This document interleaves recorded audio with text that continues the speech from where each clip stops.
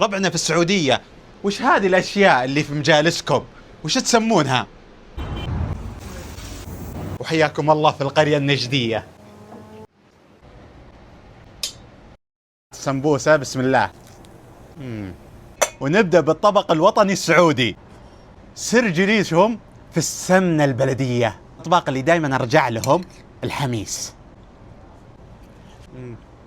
هذا يفوز بأفضل حميس ذقته بحياتي. ونيجي لطبق المفضل، المرقوق.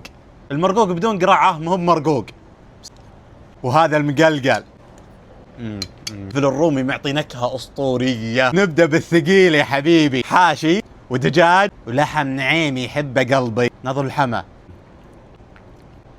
للي يشوف هالشحيمات يقول كوليسترول، هذه الفائدة فيها كلها.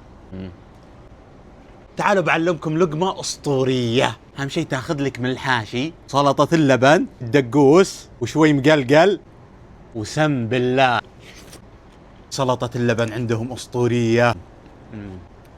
لازم ترضي ضميرك بشوي سلطة. أخي ما قدرت أقاوم الحميس، ضروري تجربونه بشاهي مخدر.